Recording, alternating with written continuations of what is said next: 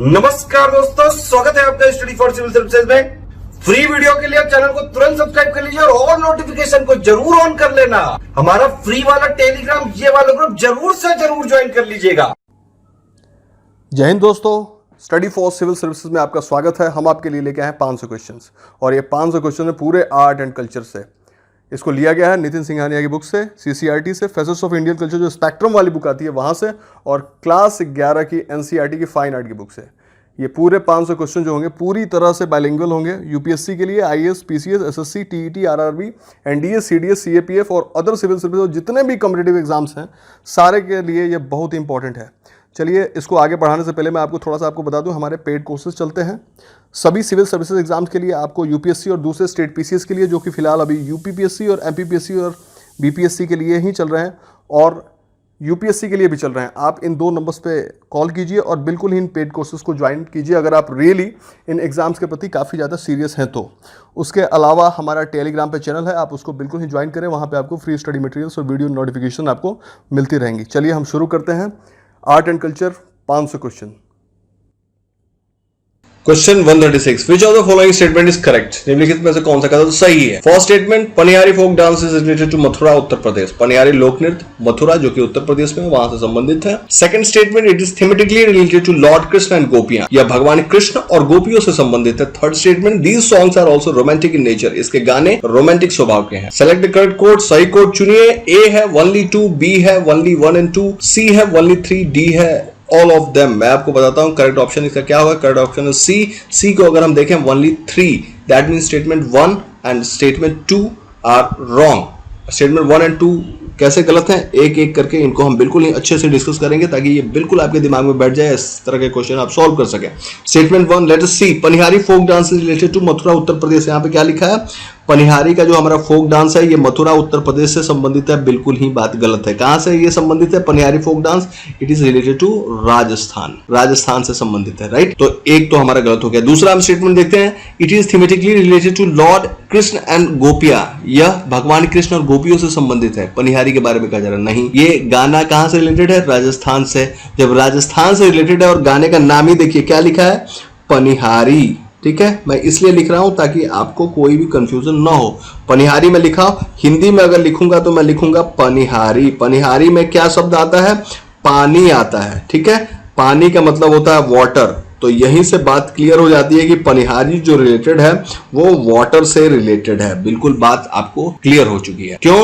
राजस्थान जो कि एक मरुस्थल है, वहां पे पानी की कमी है, इसलिए जब पनिहारी गाया जाता है तो लोग अपेक्षा करते हैं कि वहां पे पानी होगा, ठीक है। तो ये वाटर से संबंधित है, लोग का पानी के प्रति प्रेम दिखाता है। नेक्स्ट हम देखते हैं question number 137, which of the following statement is correct? नीचे दिए गए स्टेटमेंट को देखिए, बताइए कौन सा सही है। First statement, Lavani is the famous folk dance of Maharashtra. Lavani जो है महाराष्ट्र का एक प्रसिद्ध लोक नृत्य है। सेकंड स्टेटमेंट देखिए, it is a combination of traditional dance and song. जो लावनी है वो पारंपरिक नृत्य और गीत का संयोजन है। थर्ड हम देखते हैं, it is performed usually on the beats of tabla. अब जब भी लावनी को परफॉर्म किया जाता है तो उसके साथ तबला का ताल बजाया जाता है, ठीक है। तो ये 3 स्टेटमेंट आपने देख लिए। अब आपको बताना है इसमें से कौन सा सही है। सेलेक्ट द करेक्ट कोड है, ए ओनली 1, बी है 1, 2, सी है 2, 3, डी है ऑल ऑफ देम। चलिए हम देखते हैं, यहाँ पे लिखा है करेक्ट ऑप्शन है हमारा बी। इफ आई से बी, मतलब कि यहाँ पे लिखा है बी का मतलब only 1 and 2 are right, that means statement 3 is wrong. Statement 3 यहाँ पे बिल्कुल आपके सामने है। देखिए कहा जा रहा है किसके बारे में? लावनी के बारे में। लावनी जो है वो पहली बात है कि यह महाराष्ट्र के है, ये बात तो यहाँ पे बिल्कुल ही फिक्स है और सही है। दूसरी है कि इसमें पारंपरिक नृत्य और गीत का संयोजन होता है, ये भी बात सही है। तीसरा कि जब भी लावनी बजाई जाती है या लावनी को डांस को परफॉर्म किया जाता है तो उसके साथ तबला बजाया जाता है। तबला क्या होता है? एक बड़ा सा हो गया, उसके बाद 2-3 इसमें छोटे होते हैं, उसके बाद तबला बजाने वाला इन तीनों चारों को एक कॉम्बिनेशन में बजाता है। जबकि ये बात बिल्कुल ही गलत है कि लावनी में तबले की ताल पे बजाता है। लावनी हमेशा किसको? ढोलक की ताल पे बनाई जाती है। ढोलक क्या ऐसा होता है? ढोलक का शेप कुछ ऐसा हो गया, राइट। और फिर ये दोनों साइड में, और यहाँ पे लोग मतलब दोनों साइड में यहाँ पे ठोकते हैं और उसके बाद से ढोलक बजती है। तो लावनी को हमेशा ढोलक की ताल पे बजाया जाता है। नेक्स्ट हम देखते हैं 138, which of the following statement is correct about the Maand. निम्नलिखित में से कौन सा स्टेटमेंट जो है एक या एक से ज्यादा मांड के बारे में सही है। मांड के बारे में कहा जाता है Maand is a folk music of Rajasthan. Maand जो है राजस्थान का फोक म्यूजिक है। सेकंड स्टेटमेंट है फोक म्यूजिक का मतलब हमारा लोक संगीत। फोक लोग होते हैं, लोग, तो फोक म्यूजिक और लोक संगीत हो गया। सेकंड स्टेटमेंट देखिए, the songs are usually about the bards singing the glory of the Rajput rulers. अब उस समय राजस्थान में क्या होते थे, एक जाति होती थी जिसको भांड कहते थे। अब वो भांड जो लोग होते थे वो क्या होते थे, राजपूतों के दरबार में गाना गाते थे और उसमें जो भी राजपूत शासक होगा उसकी महिमा का गुणगान किया जाता था। तो इन मांड जो लोक म्यूजिक था, लोक संगीत था, उसका मुख्य विषय ही था राजपूत शासकों की महिमा का गान कर। थर्ड देखिए, it is considered close to thumri और गजल। अब इस मांड को ठुमरी या गजल के करीब माना जाता है। फोर्थ देखिए, द फेमस सॉन्ग केसरिया बालम इज इन मांड स्टाइल। प्रसिद्ध गीत केसरिया बालम मांड शैली में ही है। करेक्ट कोड देखिए, A12, B124, C23 और D all of the above. क्या होना चाहिए यहां पे, D all of the above. पूरी की पूरी बातें सही है। मांड राजस्थान का लोकगीत है। यह गीत का मेन विषय जो है राजपूत शासकों की महिमा का गान करना है। थर्ड है कि मांड को ठुमरिया गजल के करीब माना जाता है और चौथा है प्रसिद्ध गीत केसरिया बालम मांड शैली में ही है। अब हम देखते हैं 139, रीड द फॉलोइंग स्टेटमेंट। सबसे पहले हम एक स्टेटमेंट पढ़ेंगे और स्टेटमेंट पढ़ने के बाद हम बताएंगे कि ये स्टेटमेंट किससे संबंधित है। सबसे पहले ये थोड़ा सा एक्स्ट्रा दे दिया है, इसको आप काट दीजिए, ठीक है, इसका कोई मतलब ही नहीं बनता, झूठ मूठ कंफ्यूजन क्रिएट करेगा। अब हम चलते हैं, यहां पे देखिए रीड द फॉलोइंग स्टेटमेंट। बिल्कुल ही हम यहां पे फॉलोइंग स्टेटमेंट को देखेंगे और उन स्टेटमेंट को देखने के बाद से हम यहाँ पे पता लगाएंगे कि कौन सा सही होना चाहिए। ठीक है, स्टेटमेंट अब देखते हैं। These songs are sung during the festival, specially those festival that fall during the rainy season. These are songs of the farmer communities. Generally, Saira dance is performed on this music. अब ये जो statement है, ये पूरा कथन है, कहा जा रहा है कि ये गीत त्योहारों के दौरान गाए जाते हैं। किसके दौरान? त्योहारों के दौरान गाए जाते हैं, विशेषकर उन त्योहारों में जो रेनी सीजन में होते हैं, मतलब कि हमारे बरसात के मौसम में जो त्योहार होते हैं उसके दौरान ये गाए जाते हैं, बरसाती मौसम में। और ये किसान समुदाय के गीत हैं। किसके ये गीत हैं? किसान समुदायों के गीत हैं। और आमतौर पर शायरा नृत्य, शायरा एक डांस है और इस संगीत के साथ किया जाता है। ये पूरा स्टेटमेंट आपने देख लिया इंग्लिश में और हिंदी में। ठीक है, अब इससे संबंधित ये जो पूरी कहानी कही गई, ये किससे संबंधित है? ए ओवी गीत से संबंधित है, बी पई गीत से संबंधित है, सी खोंगजोम पर्व से संबंधित है और डी है भवगीति से संबंधित है। मैं आपको बताता हूं, यह बी पई गीत से संबंधित है। क्वेश्चन नंबर 139 देखिए, which of the following statement is correct? Statement देखें, स्टेटमेंट 1 है हमारा, Khongjom Parba is an important folk music from the state of Manipur. Khongjom Parba जो है, यहाँ खोंगजोम पर्व की बात कही जा रही है, एक बहुत ही महत्वपूर्ण लोक संगीत है। कहाँ का? यह है हमारे मणिपुर का। मणिपुर का हो गया। अब हम चलते हैं second statement, these are emotional songs. ये जो खोंगजोम पर्व गीत है, फोक म्यूजिक है, यह इमोशनल सॉन्ग है, इसमें इमोशनल गाने होते हैं। सेलेक्ट द करेक्ट कोड, सही कोड चुने। ए है हमारा only 1, B 2, C 1 3 और D neither 1 nor 2, मतलब कोई होना ही नहीं चाहिए। और यहाँ पे C भी बोथ 1 and 3 तो है नहीं, तो इसको आप क्या लिखिए? बोथ 1 and 2 लिखिए, राइट, बोथ 1 and 2। तो C में है दोनों ही और D में है दोनों में से कोई नहीं। चलिए हम देखते हैं सही क्या होगा। करेक्ट ऑप्शन है हमारा ए मतलब कि statement 1 is right, correct. That means statement 2 is wrong. Statement 2 क्या है? खोंगजोम इज अ पर्व पॉपुलर बैलाड जीनर। अब यहां पे कहा गया है, बिल्कुल ही ये बात सही थी कि खोंगजोम जो है this is related to state of Manipur. ये बात बिल्कुल ही सही है, मणिपुर से संबंधित है, लेकिन this is not emotional song. ये जो है खोंगजोम हमारा नहीं है। क्या है ये हमारा एक बैलाड है। बैलाड का मतलब क्या होता है? ये मतलब जो वीरता से संबंधित हो, वीर गाथा है। ठीक है, वीर गाथा है। नेक्स्ट हम देखते हैं 140, which of the following statement is correct about folk music of India? Bharat के लोक संगीत के बारे में निम्नलिखित में से कौन सा कथन सही है? पहले स्टेटमेंट देखते हैं, कोलानल्लू और Kolattam is a popular music and dance combination of Kerala. अब यहाँ पे कोलानल्लू और कोलाटम जो है वो केरला के एक लोकप्रिय संगीत और नृत्य का संयोजन है, मतलब उसमें संगीत भी होगा, डांस भी होगा। सेकंड स्टेटमेंट देखिए, it is similar to Dandiya और स्टिक डांस। अब इस कोलानल्लू और कोलाटम में जैसे डांडिया जो गुजरात का है उसमें 2 डंडे को लेकर के मतलब ये डांस किया जाता है, वैसे ही कोलानलू और कोलटम में भी डंडे के साथ डांस किया जाता है, डंडे के साथ नृत्य किया जाता है। थर्ड देखिए, the dancer generally move in one circle, और जो भी नर्तक होते हैं आमतौर पर एक सर्किल, एक वृत्त के चारों तरफ घूमते हैं। अब सेलेक्ट द करेक्ट कोड, आपको बताना है कौन सा सही है। A1, B2, C3, D12 क्या होगा? करेक्ट ऑप्शन होगा B मतलब only 2 is right. That means statement 1 and statement 3 are wrong. Let's see statement 1 how it is wrong. Kolannalu और Kolattam is popular music and dance combination of Andhra Pradesh, जबकि आपके statement में यहां पे क्या लिखा है कि ये कोलानलू और कोलटम जो है popular music and dance combination है केरला के। कोलानलू और कोलटम केरल के एक लोकप्रिय संगीत और नृत्य संयोजन है। यहां से केरल बस हटा दीजिए और यहां पे आप लिख दीजिए कि नहीं भाई ये कहां के हैं, आंध्र प्रदेश के हैं। ठीक है, सेकंड स्टेटमेंट हम देखते हैं, it is similar to Dandiya और स्टिक डांस, ये बिल्कुल ही सही था, ओनली 2। स्टेटमेंट थर्ड देख लिए, the dancer generally move in one circle, जो डांसर होते हैं इसमें नर्तक जो होते हैं कोलानलू और कोलटम में वो एक वृत्त के चारों तरफ घूमते हैं, ये बात गलत है। इसमें 2 सर्किल में चलते हैं, 2 सर्किल इसमें होता है उसमें चलते हैं। क्वेश्चन नंबर 141 देखते हैं, which of the following statement is correct about folk music tradition. Folk music tradition जो लोक संगीत की परंपराएं हैं उनके बारे में क्या सही है।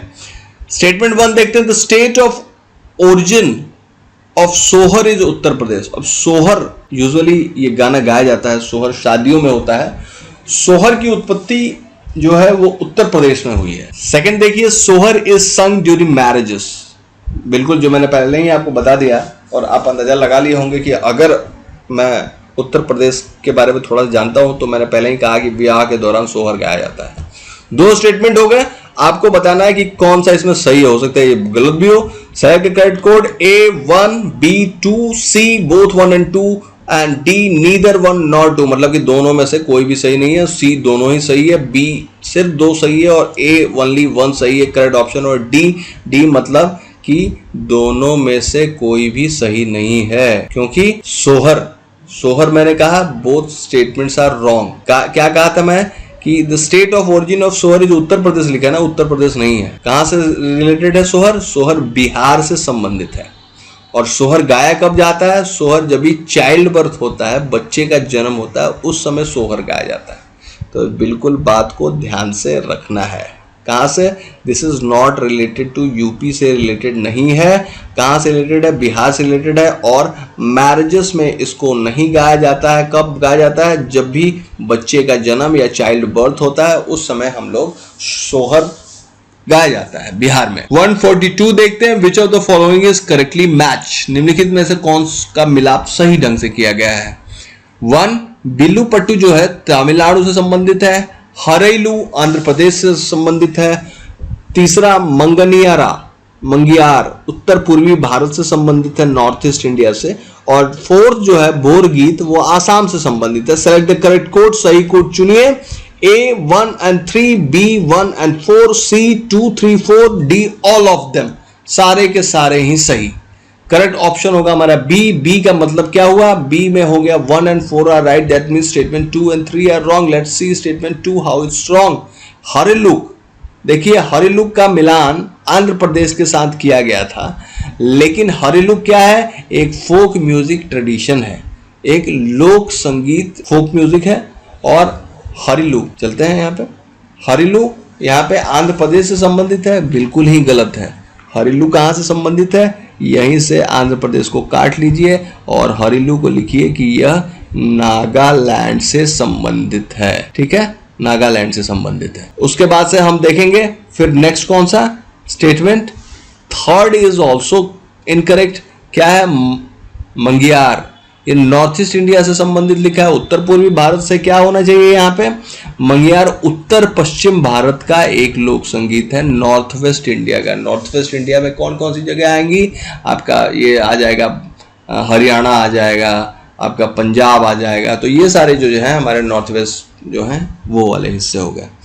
नेक्स्ट हम चलते हैं question number 143। Consider the following statement and choose the correct option. आप सबसे पहली बात है कि स्टेटमेंट को देखिए और उसके बाद से करेक्ट ऑप्शन को चुनिएगा।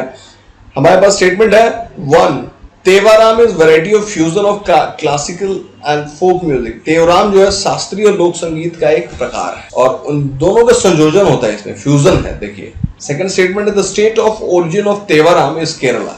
अब तेवराम जो होता है वो सबसे पहले केरला से शुरू हुआ है। तीसरा है it is sung by both drivers. अब केरला में जब भी नाव का रेस होता है तो वहां के जो नाव चलाने वाले हैं या फिर जब भी वो जॉली मूड में होते हैं तो तेवराम गाते हैं, मतलब नाव चालकों के द्वारा ही तेवराम को गाया जाता है। करेक्ट कोड चुनिए A1, B2, C2, 3 और D all of the above. क्या होना चाहिए? करेक्ट ऑप्शन A, मतलब कि ओनली 1 इज राइट और 2 and 3 statement are wrong. How? Statement 2 हम सबसे पहले देखेंगे। The state of origin of Tevaram is Kerala, बिल्कुल ही गलत है। क्या है? The state of origin of Tevaram, Tevaram की उत्पत्ति केरला में नहीं हुई है। कहां पे हुई है तेवराम की उत्पत्ति? तेवराम की उत्पत्ति हुई है हमारे तमिलनाडु में, ठीक है, तमिलनाडु में। और थर्ड स्टेटमेंट है it is sung by boat driver, इसको नाव चालक गाते हैं, ये भी गलत है। क्या होना चाहिए? इसको ओडियार जैसे जो शैव समुदाय वाले लोग हैं, शैव समुदाय मतलब जो भगवान शिव की पूजा करते हैं, ओडियार, उनके द्वारा गाया जाता है तेवराम। नेक्स्ट हम देखते हैं 144 विच of the following statement is correct about गण संगीत। अब निम्नलिखित में से कौन सा कथन गण संगीत के बारे में सही है? स्टेटमेंट 1 देखिए it is sung in chorus और ग्रुप्स, इसको कोरस से समूहों में गाया जाता है। सेकेंड स्टेटमेंट देखिए the theme of this sangeet are worship of one true god, devotion to nature and beauty. अब इसमें गण संगीत में जो मुख्य विषय है वो है कि एक सच्चे भगवान की पूजा की जानी चाहिए, फिर प्रकृति के प्रति भक्ति और उसकी सुंदरता की पूजा करना। थर्ड स्टेटमेंट देखिए one of the most popular example of Gan Sangeet is और नेशनल सॉन्ग। अब गण संगीत में का जो सबसे लोकप्रिय उदाहरण है वो हमारा राष्ट्रगीत वंदे मातरम है। बिल्कुल राष्ट्रगीत है वंदे मातरम, इसमें कंफ्यूजन नहीं होना है। राष्ट्रगान जब मैं बोलूंगा तो जनगणमन होगा, राष्ट्रगीत में बोलूंगा वंदे मातरम होगा। दोनों का संविधान में बराबर ओहदा है, ठीक है, बिल्कुल ही भूलना नहीं है। हमेशा दोनों का बराबर ही होता है, कोई भी अप या डाउन नहीं है। सेलेक्ट द करेक्ट कोड आप देखिए A1, B1 and 2, C1 and 3 और D only 3। गण संगीत के बारे में कहा जा रहा है, कौन सा ऑप्शन सही है? Correct option is C, that means statement 1 and 3 are right and statement 2 is wrong. Statement 2 how it is wrong? Statement 2 में कहा गया था कि इसकी जो थीम होती है गण संगीत की वो एक ईश्वर की पूजा और प्रकृति की खूबसूरती के प्रति उसकी पूजा करना और उसकी मतलब उसके बारे में कहना। तो ये स्टेटमेंट 2 था और ये गलत है। क्या होगा? Gan Sangeet the most common form of Gan Sangeet is to sing about the patriotic feeling. अब देखिए मैंने यहाँ पे जब थर्ड कहा था कि वंदे मातरम जो है गण संगीत का एक उदाहरण है, तो इसमें प्रकृति के बारे में नहीं कहा जा रहा, इसमें देश के बारे में कहा जा रहा है, देशभक्ति के बारे में कहा जा रहा है। तो जब भी गण संगीत की आप बात करेंगे तो ये गण मतलब कि देश के प्रति, गण का मतलब तो जन होता है, जनता होती है, लोग होते हैं, लेकिन इसमें ये पैट्रियोटिक फीलिंग में गाया हुआ गाना होता है। अब इसमें they also include songs of protest against the mall practices in the society. अब इसमें समाज में अगर कुछ बुराइयां हैं, कुछ गलतियां हो रही हैं, तो उसके लिए भी सामाजिक संदेश लाने की कोशिश की जाती है इसके द्वारा। Generally try to bring in a social message, for example to urge people to stop exploitation of women and children. अब जैसे मान लीजिए कि अगर हमारे समाज में आज भी ये जारी है कि महिलाओं या बच्चों का शोषण होना, तो इसमें गण संगीत के माध्यम से लोगों से यह अपील की जाती है कि नहीं भाई, महिलाओं को और बच्चों को भी उनका जो ड्यू प्लेस है, ड्यू रिस्पेक्ट है वो मिलना चाहिए और उनका एक्सप्लॉयटेशन, उनका शोषण नहीं होना चाहिए। तो ये गण संगीत का विषय है। It is not related to any god, it is related to patriotism. ये हमारे देशभक्ति से संबंधित है और समाज की बुराइयों के बारे में भी इसमें आवाज उठाई जाती है। नेक्स्ट हम चलते हैं 145 विच of the following statement is correct. निम्नलिखित में से कौन सा कथन सही है? फर्स्ट हम देखेंगे one of the most prominent emotion in the Ravindra संगीत is to keep one's nation to above one's own need।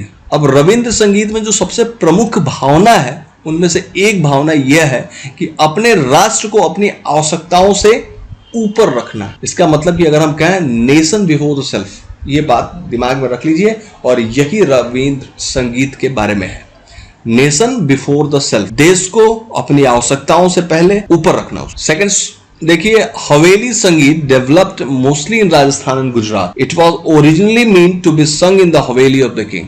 और हवेली संगीत जो है उसका विकास ज्यादातर राजस्थान और गुजरात में हुआ था और यह मूल रूप से राजाओं की हवेलियों में गाया जाने के लिए हुआ था. थर्ड संगीत देखिए, तीसरा statement, Haveli Sangeet is currently practice by community known as Pushti Marg संप्रदाय.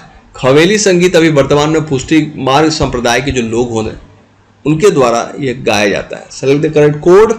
ए है 13, बी है 23, सी है 1 और डी है 2.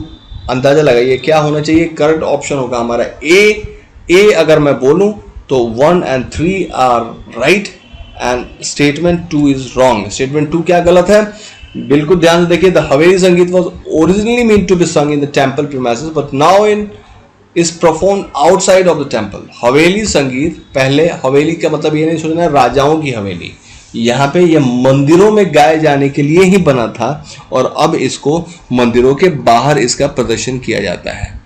146. Consider the following statement and choose the correct option. पहले सबसे पहले स्टेटमेंट देखना है, फिर आपको बताना है कौन सा ऑप्शन जो है करेक्ट है, सही विकल्प चुनना है. फर्स्ट है the state of origin of कीर्तन इज बिहार. कीर्तन की उत्पत्ति कहां से हुई है, बिहार से हुई है. सेकंड स्टेटमेंट देखिए, Baitali is sung by boat drivers. Bhatiyali जो है, भटियाली ही है को नाव चालकों द्वारा इसको गाया जाता है.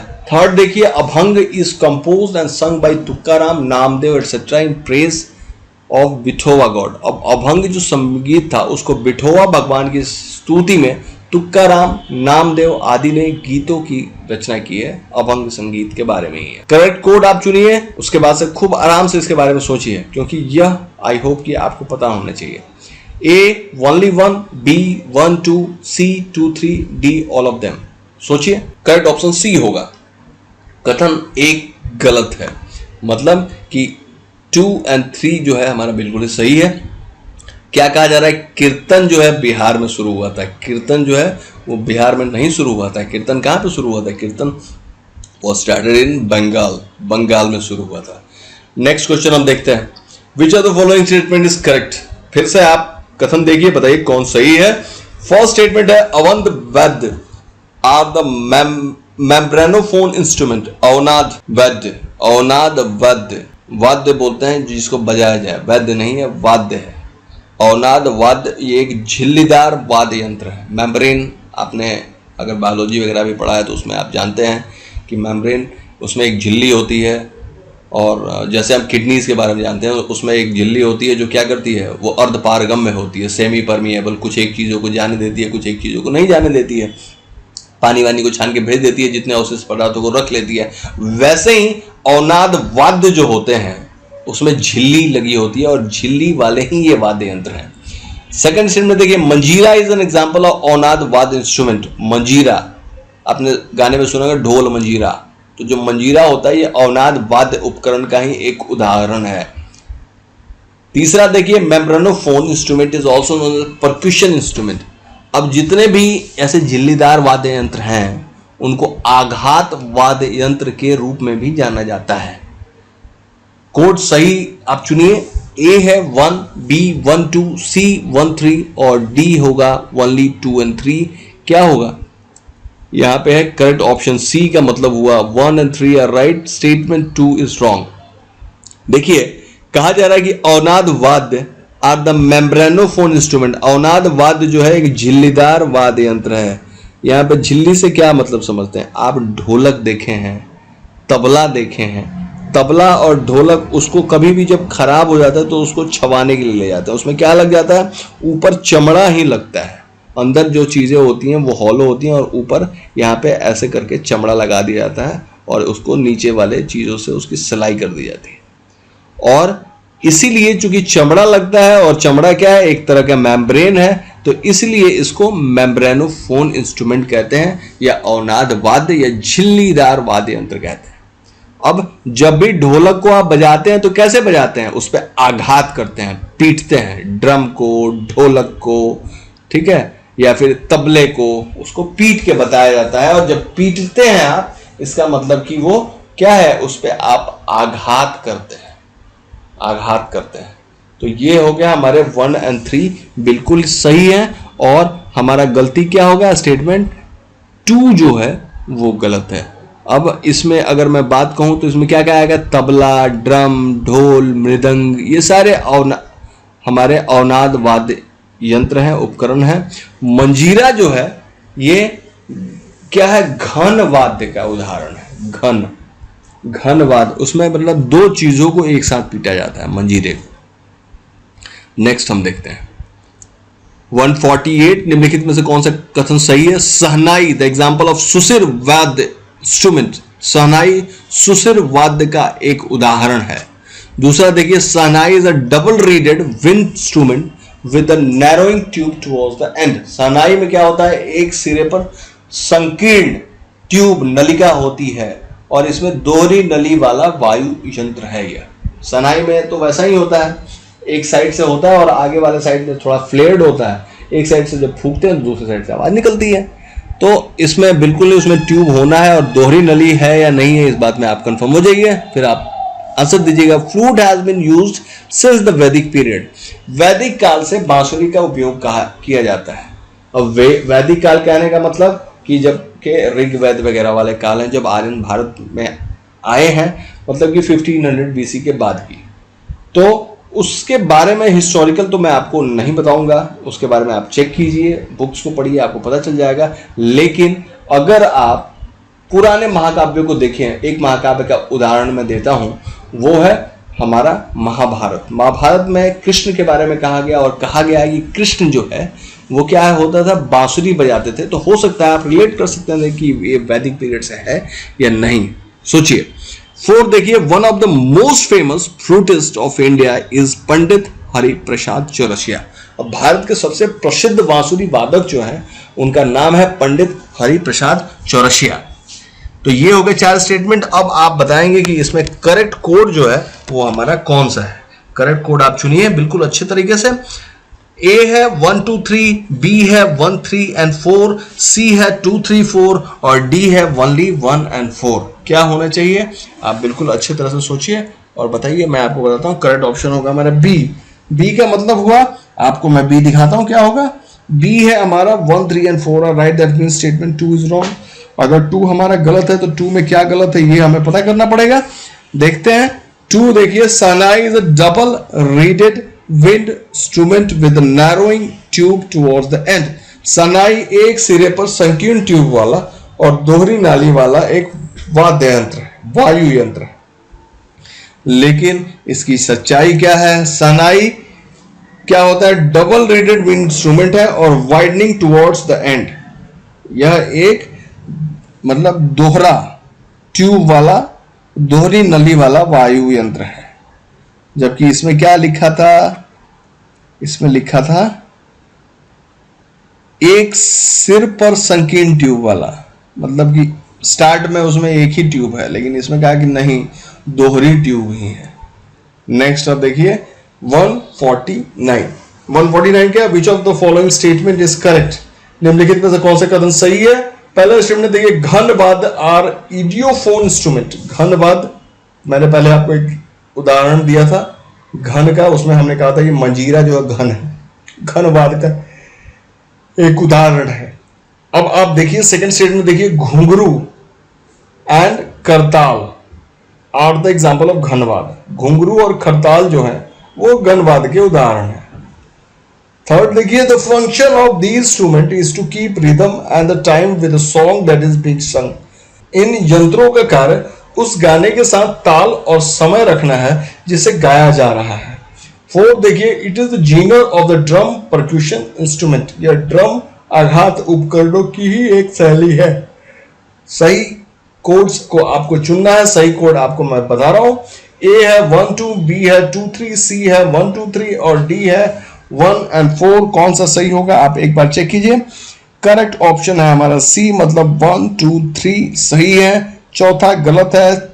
यहां पे क्या है, drum percussion instrument. Drum percussion क्या होता है, ऐसा ड्रम जिस पे आघात किया जाए। उसमें क्या होगा, ढोल हो गया, तबला हो गया और ये सारी चीजें हो गई, मतलब कि आघात, वही मेम्ब्रेन वाली बात है। और मेम्ब्रेन तो यहाँ पे घन वाद्य तो है नहीं, तो इस तरह से ये हमारा गलत हो गया। स्टेटमेंट 4 गलत हो गया।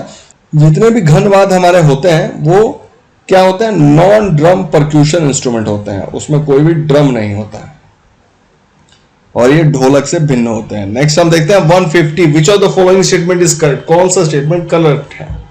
फर्स्ट देखिए, टाटा वाद्य आर द स्ट्रिंग इंस्ट्रूमेंट। अब जो टाटा वाद्य है वो स्ट्रिंग का मतलब क्या होता है, पतले पतले मतलब धागे से या दूसरे तार लगे होते हैं, उसके द्वारा इसको बताया जाता है। सेकंड देखिए, sitar is example of Tata वाद्य इंस्ट्रूमेंट। सितार जो है वो भी एक टाटा वाद्य उपकरण का ही एक उदाहरण है। आपने देख लिया। फिर आप देखिए third, sitar was played in Jaipur and Varanasi घराना। सितार जो है वो जयपुर और वाराणसी घराने का मतलब मैंने आपको ऑलरेडी बता दिया है। घराने का मतलब कि कुछ ऐसे हाउसेस होते थे जो कि किसी पर्टिकुलर संगीत की शैली को अपनाते थे और उसी में आज भी वैसे ही गाना गाते हैं और अपनाते हैं। तो जयपुर और वाराणसी घराने में सितार बजाया जाता था। करेक्ट कोड को चुनिए। ए है 12, बी है 23, सी है 13 और डी ऑल ऑफ देम। क्या करेक्ट होगा? करेक्ट ऑप्शन होगा डी, सारे के सारे सही है। तातावाद एक स्ट्रिंग वाला, स्ट्रिंग का मतलब तारों वाला उपकरण है, वाद्य यंत्र है। टाटा वाद्य उपकरण का ही एक उदाहरण है और जयपुर और वाराणसी जो हमारे घराने हैं उसमें सितार बजाया जाता था।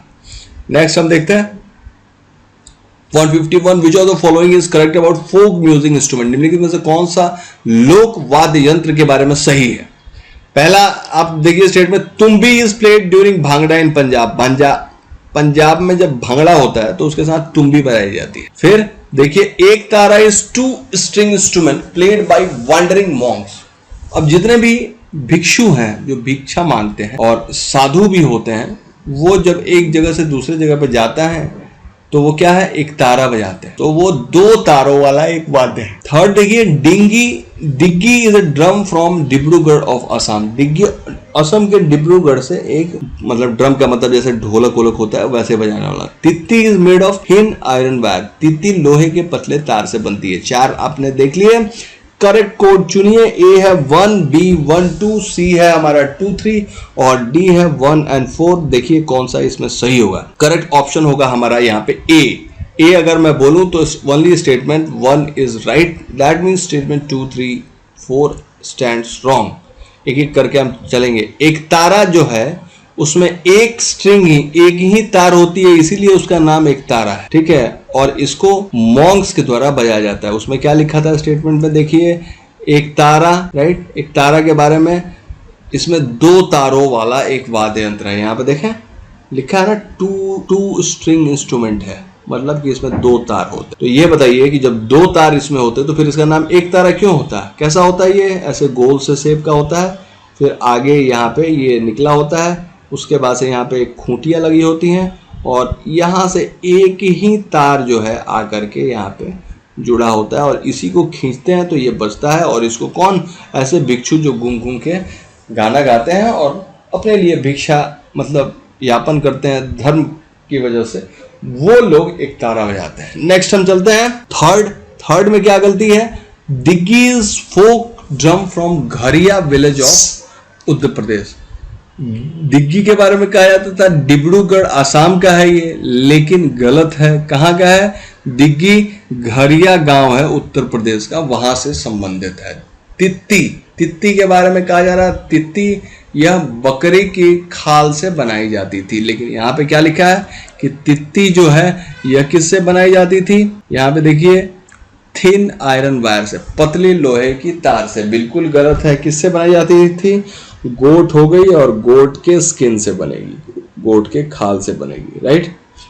नेक्स्ट हम देखते हैं 152, विच of the following statement is correct? The संगीत नाटक academy was setup by the government of India in 1975।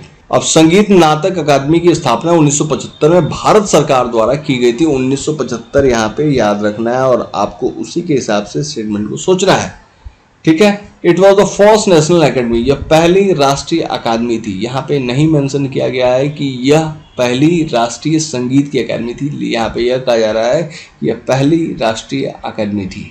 Third देखिए, major focus of the academy was to create a setup for music, drama and dance in India. अब major focus जो था इस अकादमी का, किसका? संगीत नाटक अकादमी का, वो भारत में खासकर म्यूजिक, ड्रामा और डांस को मतलब उसके ऊपर एक सेटअप तैयार करना था ताकि ये चीज़ें स्मूथ तरीके से हो सके। सेलेक्ट द करेक्ट कोड आपको यहाँ से चुनना है। ए है हमारा only 1, बी है only 2 and 3 और सी है all of the above और डी है सी है 1 and 2 और डी है all of the above। आपको बताना है कि इसमें से कौन सा हमारा सही है।